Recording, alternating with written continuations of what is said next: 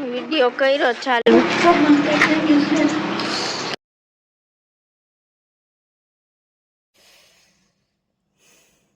Day 9નો video મારાથી ગલતીથી delete થઈ ગયો છે અને હવે એ મારા ફોનમાં નથી, કારણ કે હું ફોનમાંથી જ શૂટિંગ કરું છું રોજે.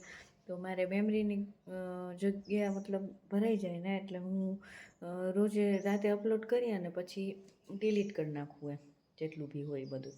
તો મારે રાતે છે ને આ ડે 10નો વિડીયો મેં અપલોડ કર્યો, પણ એ થતો નહોતો. હવે હું મિસ્ટેક હોય, નેટવર્ક પ્રોબ્લેમ હોય કે શું હોય, હવે ખબર નહીં.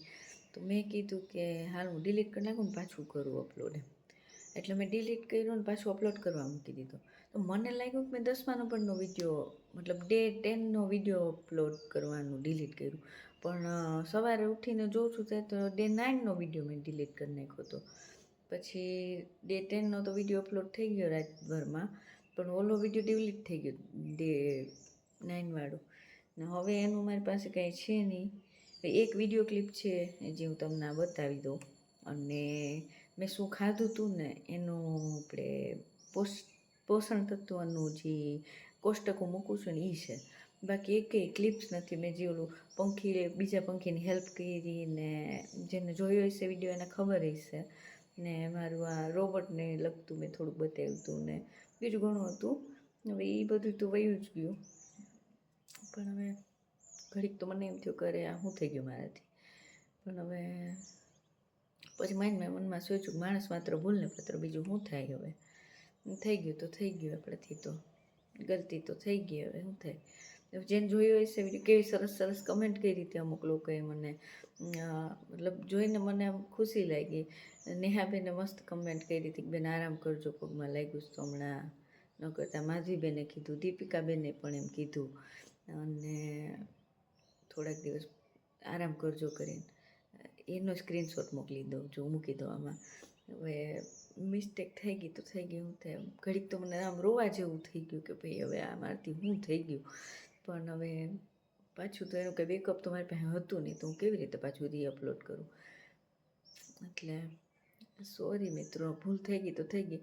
પણ ફિર બી ડે 9 જે કોઈ વેટ લોસ જર્ની મારી સાથે ફોલો કરતા હોય એમને ખાવા પીવાનું જોવું હોય તો સવારે મેં સેવ મમરાન ખાધા હતા, એનું મેં કોષ્ટકમાં મૂકી દીધું છે. એમાં લખેલું છે હું ખાધી, ને બપોરનું એ મૂકી દીધું છે.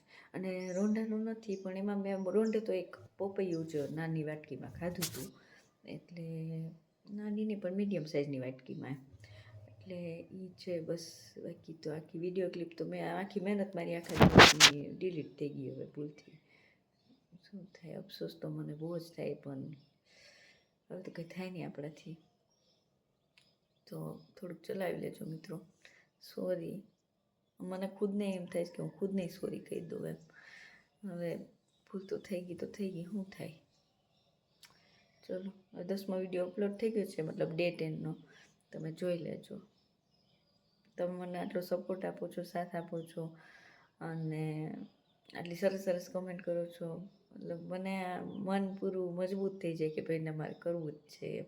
ક્યારેક થોડુંક મનના ડગમગે ને, પણ તમારા લોકોની કમેન્ટ વાંચી અને સાથ સપોર્ટ જોઈ અને મનમાં થોડીક પાછી હિંમત આવી જાય કે નહીં, કરવાનું જ છે એમ. તો ડિલીટ થઈ ગયું તો થઈ ગયું, એનું તો કાંઈ નહીં થાય આપણાથી.